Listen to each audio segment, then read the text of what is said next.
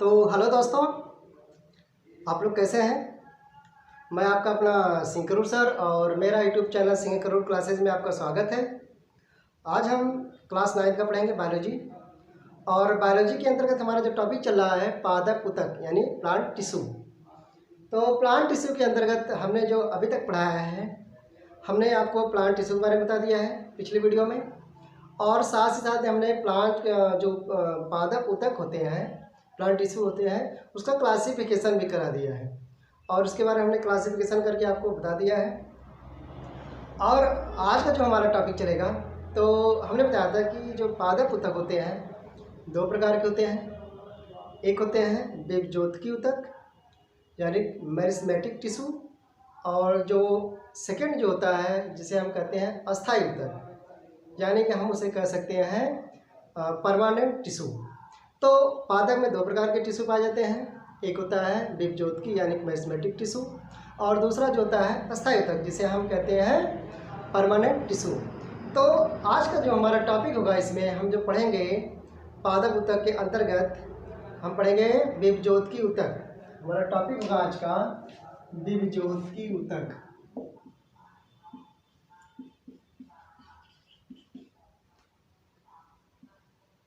बीजोत्की उत्तक यानी इसे हम क्या कहते हैं, मेरिस्टेमेटिक टिश्यूज। ठीक, तो हमारा टॉपिक जो है बीजोत्की उत्तक, यानी कि इसे हम क्या कहते हैं, मेरिस्मेटिक टिश्यूज। तो जो बीजोत्की उत्तक होता है, इसमें एक खासियत होती है। इसमें क्या खासियत होती है, ये जो उत्तक होते हैं और इनकी जो कोशिकाएं होती हैं, यह जो होती हैं अपरिपक्व होती हैं, इनमैच्योर होती हैं, और इनमें जो होता है लगातार कंटिन्यू विभाजन क्रिया होता रहता है। कौन सी क्रिया होती रहती है, विभाजन क्रिया। तो हम कह सकते हैं कि अगर इसकी परिभाषा अगर लिखना होता है तो लिखेंगे हमेशा विभाजित होने वाली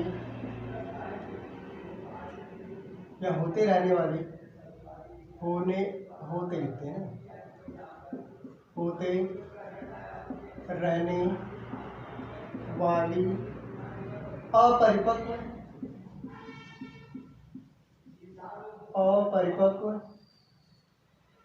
कोशिकाओं के समूह को अपरिपक्व कोशिकाओं के समूह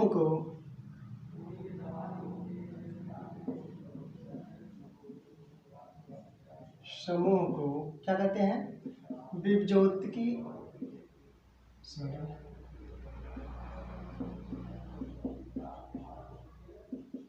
उत्तक कहते हैं। बीजोत्की उत्तक कहते हैं। तो हमने बताया है कि जो बीजोत्की उत्तक होती है यानी मेरिस्मेटिक टिश्यू जो होता है, यह टिश्यू क्या होते हैं, अपरिपक्व होते हैं, और इनमें लगातार और इनकी जो कोशिकाओं में लगातार विभाजन होते रहता है, यानी हमेशा विभाजित होते रहने वाली अपरिपक्व कोशिकाओं के समूह को बीजोत्की उत्तक कहते हैं, यानी मेरिस्मेटिक टिश्यू कहते हैं। तो ये जो होता है कि इनके कारण क्या होता है, जो पादप होते हैं, जो पुष्पी पादप होते हैं, कौन सा पादप, पुष्पी पादपों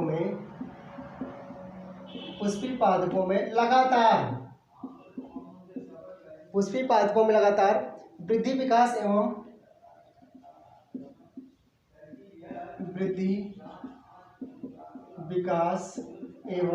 और क्या होता है भाई, वृद्धि विकास एवं ऊतकों का परिवर्धन होता है, एवं ऊतकों का परिवर्धन होता है।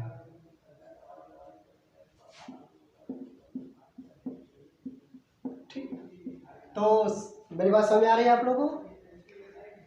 तो देखिए, हमने बताया कि अपरिपक्व कोशिकाओं के समूह को हम क्या कहते हैं, बीजोत्की उत्तक कहते हैं। लेकिन कैसी उत्तक होती है, ये कोशिकाएं होती है जिनमें लगातार वृद्धि होती है, और जिसके कारण, इस वृद्धि के कारण इस वृद्धि के कारण क्या होता है कि पुष्पी पादपों में लगातार वृद्धि, विकास एवं ऊतकों का परिवर्धन होता है। क्या होता है? ऊतकों का परिवर्धन होता है। ठीक, तो ये जो कोशिकाएं होती हैं इनके कुछ विशेषताएं होती हैं। इन कोशिकाओं की आगे कुछ विशेषताएं होती हैं। तो पहली विशेषताएं हम देख सकते हैं कि इन कोशिकाओं में क्या विशेषताएं होती हैं। तो हम लिखेंगे इन कोशिकाओं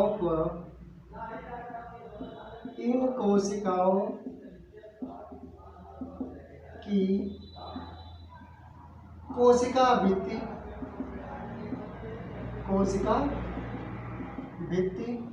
क्या होती है? पतली होती है, थीन होती है। कैसी होती है भाई? पतली होती है। तो इन कोशिकाओं की कोशिका भित्ति कैसी होती है? पतली होती है। जो इनका आवरण होता है, शैवाल होता है कोशिका का, वो कैसा होता है? थीन होता है, यानी कि पतला होता है। दूसरी विशेषता क्या होती है इन कोशिकाओं की? इन कोशिकाओं की जो विशेषता होती है, इन कोशिकाओं के मध्य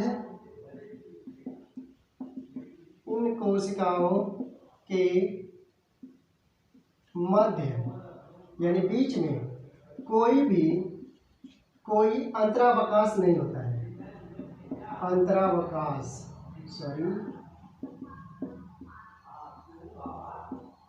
नहीं होता है।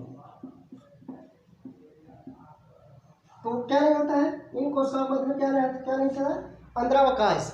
ये अंतरावकाश किसे कहते हैं? यानी कि एक कोशिका जो होती है, जैसे कोशिकाएं हैं, तो इन कोशिकाओं में देखें आपको इस पे दिखाई दे रहा है, खाली इसमें दूर है।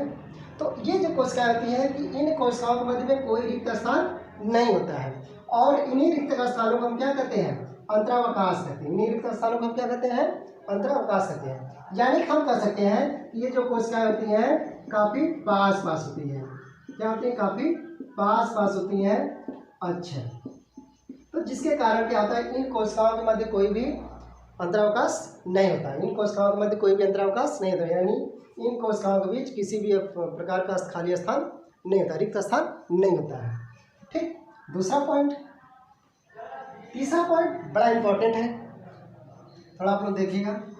अब जो इन कोशिकाओं के में जो केंद्रक होता है, इन कोशिकाओं का केंद्रक बड़ा होता है। कैसा? बड़ा व सघन होता है। ठीक, तो इन कोशिकाओं का जो कौन सी कोशिकाएं? बेज्योतकी ऊतक की जो कोशिकाएं होती हैं, ठीक है, तो इन कोशिकाओं का केंद्रक क्या होता है? बड़ा होता है और सघन होता है। अच्छा, बड़ा और सघन होने के कारण क्या होता है कि ये कोशिकाएं, इसका जो केंद्रक होता है, इन कोशिकाओं का जो केंद्रक होता है क्या होता है? वो स्पष्ट दिखाई देता है। कैसा दिखाई देता है भाई? स्पष्ट दिखाई देता है। यानी हम माइक्रो, देखिए हमने आपको पीछे बता दिया कि कोशिकाएं जो होती हैं हम इसे खुली आंखों से नहीं देख सकते। इसको हम किससे देख सकते हैं? केवल सूक्ष्मदर्शी से देख सकते हैं।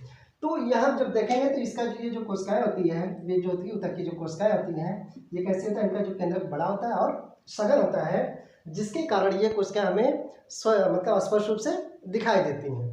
बात समझ आ गई आप लोगों को? अगर हम चौथा बात करें कि चौथे टॉपिक के अंदर बात करते हैं, तो इसमें क्या होता है कि इन कोशिकाओं में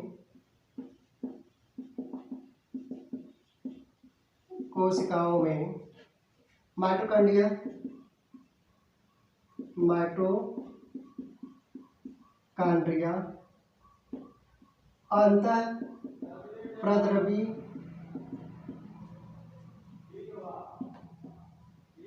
अंतःप्रद्रव्य जालिका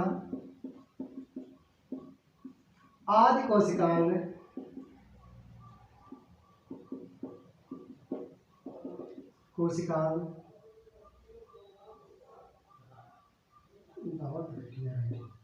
आदि कोशिका साफ है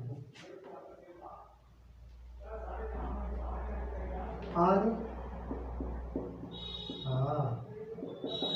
कोशिकाएं अनुपस्थित होते हैं। क्या होते हैं? अनुपस्थित होते हैं।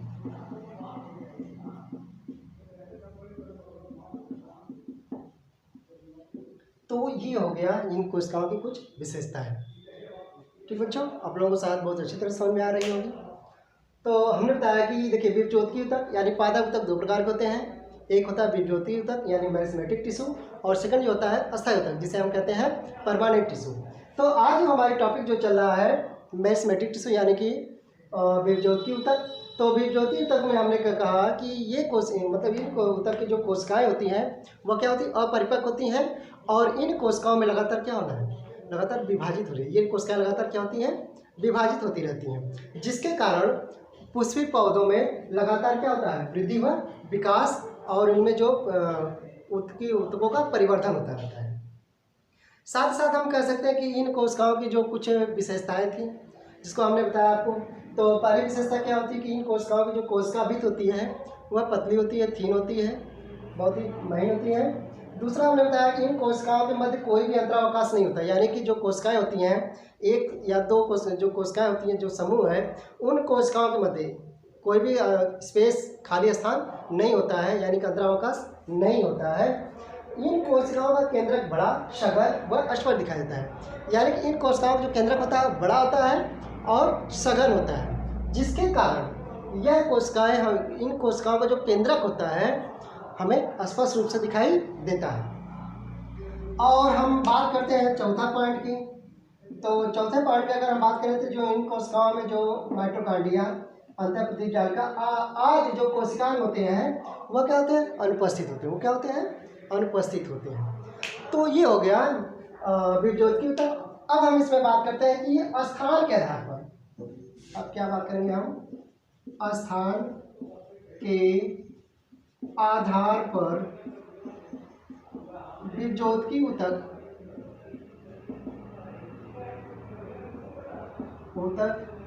तीन प्रकार के होते हैं। कितने प्रकार के होते हैं भाई, तीन प्रकार के होते हैं।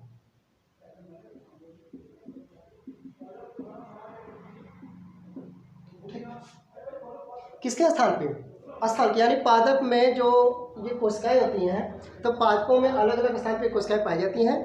तो वही कह रहा है कि स्थान के आधार पर विभज्योति ऊतक तीन प्रकार के होते हैं। कितने प्रकार के होते हैं बच्चों, तीन प्रकार के होते हैं। तो पहले की अगर हम बात करें तो पहला जो होता है जिसे हम शीर्षस्थ विभज्योतक, शीर्षस्थ विभज्योतक, ठीक। तो पहले कौन से है, शीर्षस्थ विभज्योतक, यानी इसे हम क्या कहते हैं, apical meristem, apical meristem. Second जो होता है इसमें, जो दूसरा होता है जिसे हम क्या कहते हैं, अंतर्वेशी, अंतर्वेशी विभज्योतक, जिसे हम क्या कहते हैं, अंतर्वेशी विभज्योतक को हम कहते हैं इंटरकैलरी मेरिस्टेम।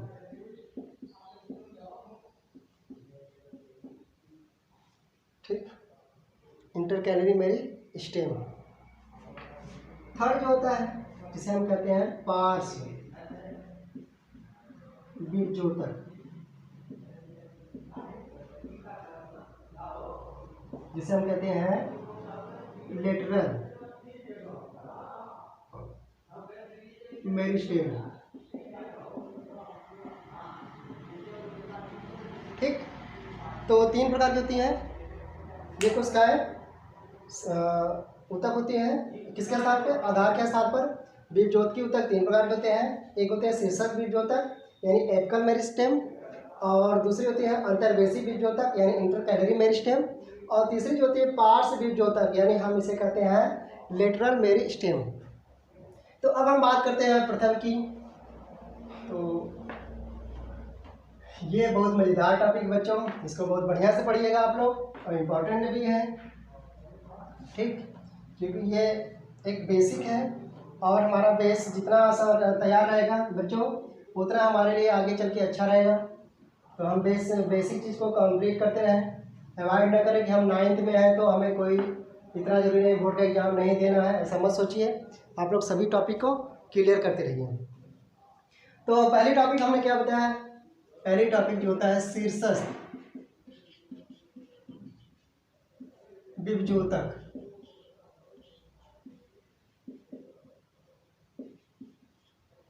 शीर्षक विभज्योतक यानी हम इसे कहते हैं एपिकल मेरिस्टेम। ठीक, तो अब देखिए ये जो ऊतक होती है ना, ये जो ऊतक होती हैं इनकी जो कोशिकाएं होती हैं ऊतक की, ये कहाँ की, जो पौधे का जो टिप होता है शीर्ष भाग, यह पादपों के शीर्ष भाग, कहाँ पर, शीर्ष और जड़ के निचले टिप, यानी कि जड़ और तने के शीर्ष पर होते हैं। ये जो ऊतक होते हैं हम लिख सकते हैं, ये ऊतक पादपों के जड़ों एवं तनों के शीर्ष स्थान पर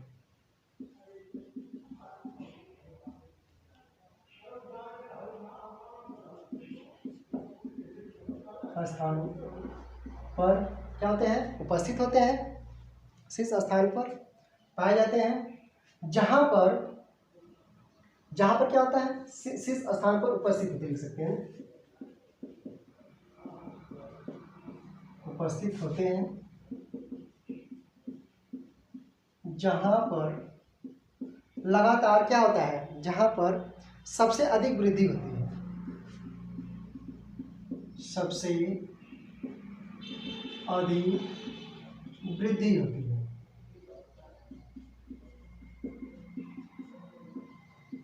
हाँ जी, समझ में आ रहा है। तो ये ऊतक पादपों में जड़ों एवं तनों के शीर्ष स्थान पर उपस्थित होते हैं, जहां पर सबसे अधिक क्या होता है, वृद्धि होती है, और वहीं पर ये क्या होती है, स्थित होते हैं। अतः इनमें निरंतर विभाजित होते रहते हैं, अतः ये निरंतर या इनमें निरंतर विभाजन होता रहता है, इनमें निरंतर, अरे क्या लिखा भाई, अच्छा धीरे धीरे लिखिए, निरंतर विभाजन होता रहता है।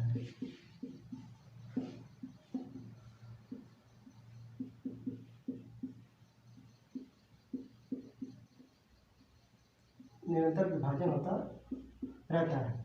तो हमने बताया कि ये जो कोशिकाएं कहाँ पाई जाती हैं, जड़ों एवं तनों के शीर्ष स्थान पर उपस्थित होती हैं, और जहाँ पर सबसे अधिक वृद्धि होती है उस स्थान पर, यानी हम कह सकते हैं कि ये उन स्थान में पाए जाते हैं पौधों के जहाँ पर सबसे अधिक वृद्धि होती है। अतः ये कोशिकाएं क्या होती है, निरंतर विभाजित होती रहती हैं, यानी कि तो कोशिकाओं में क्या होता है, निरंतर, इनमें निरंतर विभाजन होता रहता है, जिसके कारण क्या होता है कि इनमें आजीवन वृद्धि होती है, जिसके फलस्वरूप लिख सकते हैं, जिसके फलस्वरूप पादपों में आजीवन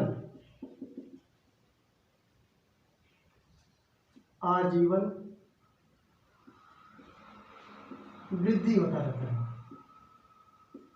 आजीवन लंबाई में लिख सकते हैं ना, सबसे बेटर रहेगा, हम क्या लिख सकते हैं, लंबाई में वृद्धि होती रहती है।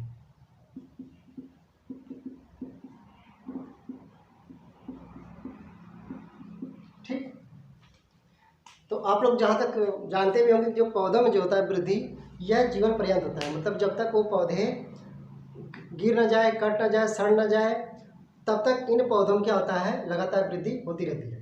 तो अगर हम शीर्षक बीजभूतिकता की बात करें, जैसे हम मान लीजिए ये पौधा है, ठीक, और इसकी जड़ें हैं, तो ये जो कहाँ पे होते हैं, एकदम टिप पर होते हैं, तने के टिप पर और जड़ों के टिप पर होते हैं, ठीक, नीचे पर, देखिए समझ में। तो ये जो पौधा है, मान लीजिए कोई पौधा है, तो ये जो तक होते हैं, ये मुख्यतः कहाँ पर होती है, इनकी कोशिकाएं तने के टिप पर होती हैं, और पौधे के जड़ों के टिप पर होती है, नीचे की जड़ टिप पर, सबसे नीचे की ओर, सबसे ऊपर की ओर। अब क्या होता है, जब इनमें विभाजन होता है, लगातार कोशिकाएं क्या आती है, समसूत्री विभाजन होती रहती है। जब इन कोशिकाओं में लगातार विभाजन होता रहता है, तो ये कोशिकाएं क्या आती हैं कि ऊपर की ओर वृद्धि करती है, और ये नीचे की ओर वृद्धि करता है। क्या करता है, नीचे की ओर वृद्धि करता है, यानी कि इसके जड़ में वृद्धि होती है, इसके विभाजन के कारण जड़ में वृद्धि, जड़ नीचे की ओर जाता है, ठीक। और इसके तने में वृद्धि तो पौधा क्या होता है, ऊपर के विकास करता है। तो ये चीज कह रहा है कि जो शीर्षक विभजोतक ऊतक के कारण क्या होता है कि इन पौधों में लगातार जीवन आजीवन या हम जीवन पर्यंत कर सकते हैं वृद्धि होती रहती है। ये वृद्धि किस प्रकार होती है ये हमने आपको बता दिया, ठीक। अब हम बात करते हैं दूसरे की। दूसरा कौन सा है भाई, अंतर्वेशी ऊतक, विभजोतक।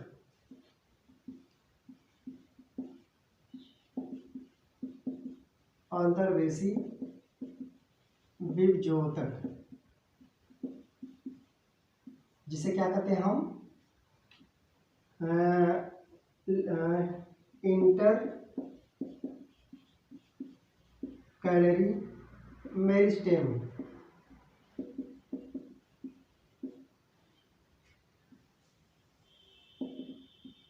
इंटर कैलरी विभजोतक यानी इंटर कैलरी मेरिस्टेम। अब देखिए, तो इसके बारे में बताया कि इसके कारण क्या होता है कि पौधों में वृद्धि होती है। तो जो ये कोशिकाएं जो होती हैं, इन कोशिकाओं का जो निर्माण होता है कहाँ से होता है, इन कोशिकाओं से होता है, यानी एक इनके परिवर्तन से होता है। ये जो कोशिकाएं होती है ये परिवर्तित होकर क्या बनती हैं, अंतर्वेशी विभजोती ऊतक होती है। तो ये जो होती हैं ये पत्तियों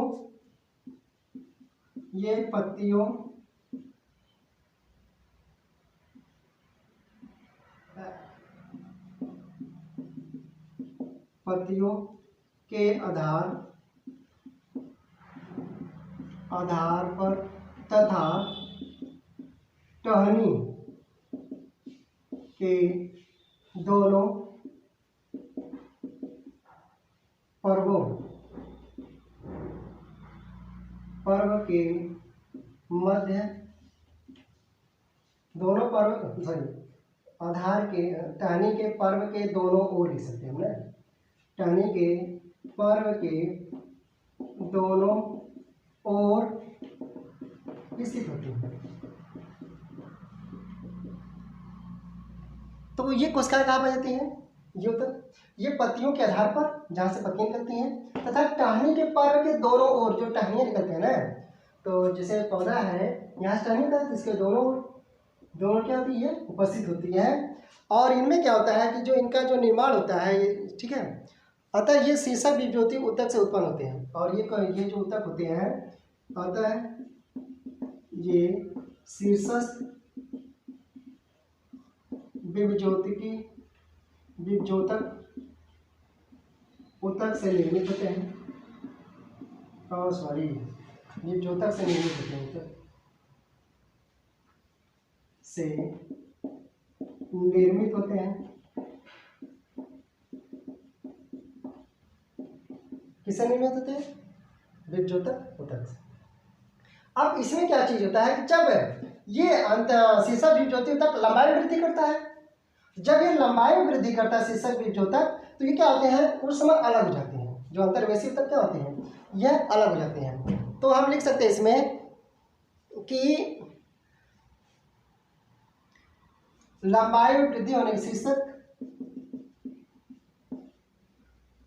विभजोतक की लंबाई में वृद्धि होने के कारण, लंबाई में वृद्धि होने के कारण क्या होता है इनमें, ये कोशिकाएं क्या होती हैं कि अलग हो जाती हैं। अतः ये ऊतक कौन सा ऊतक, अंतर्वेशी ऊतक अलग हो जाते हैं।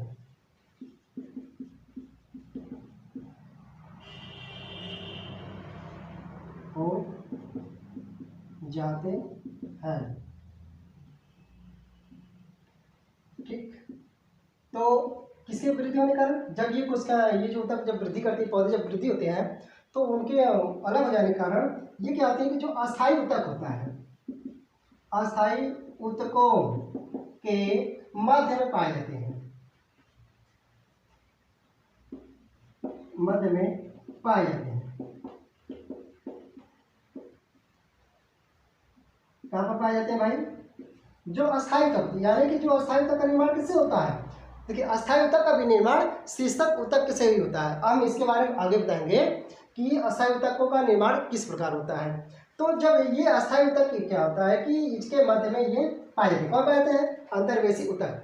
तो इसमें हमने बताया कि जो ये पत्तियों के आधार तथा टहनी के पर्व के दोनों स्थित होते हैं और ये शीर्षक बीजोतक से निर्मित होते हैं। इनका निर्माण कैसे होता है? शीर्षक बीजोतक से निर्मित होता है, जिससे शीर्षक बीजोतक की लंबाई में वृद्धि होने के कारण ये ऊतक क्या होते हैं कि अलग हो जाते हैं और अस्थायी ऊतक के मध्य पाए जाते हैं।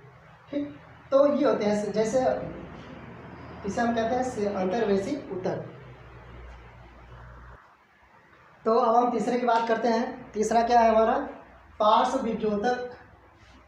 तीसरी टॉपिक जो हमारा है पार्श्व बीजोतक, यानी हम क्या कहते हैं इसे? Lateral meristem.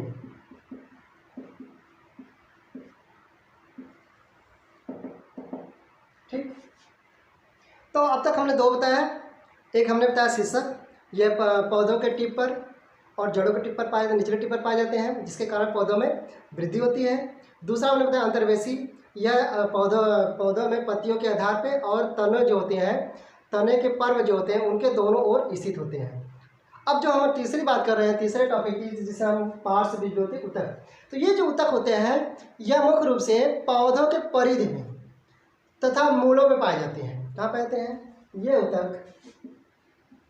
यह ऊतक पादपों के परिधि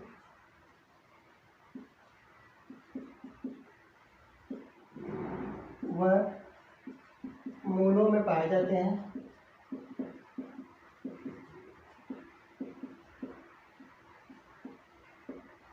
ठीक, तो ये तो कहाँ पाए जाते हैं? पौधों के परिधि व मूलों में पाए जाते हैं।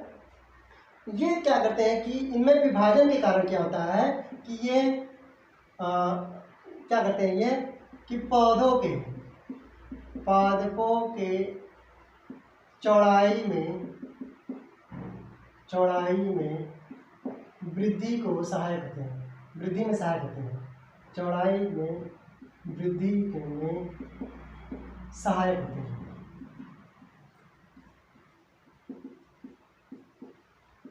क्या होते हैं भाई? तो ये जो ऊतक होते हैं परिधि व मूलों में पाए जाते हैं, पादपों के परिधि व मूलों में पाए जाते हैं। और इनमें विभाजन के कारण, जब इनमें विभाजन होती है इन कोशिकाओं में, तो ये क्या करते हैं? पादपों के चौड़ाई के वृद्धि में सहायक होते हैं, यानी कि उसकी मोटाई में क्या करते हैं? मोटाई बढ़ाते हैं। ठीक, और इसमें अगर हम लिख सकते हैं इसमें, और यह ऊतक तने तथा जड़ में, ये ऊतक तने तथा जड़ में वृद्धि करते हैं। क्या करते हैं? द्वितीयक वृद्धि करते हैं। हम लिख सकते हैं द्वितीयक वृद्धि करते हैं।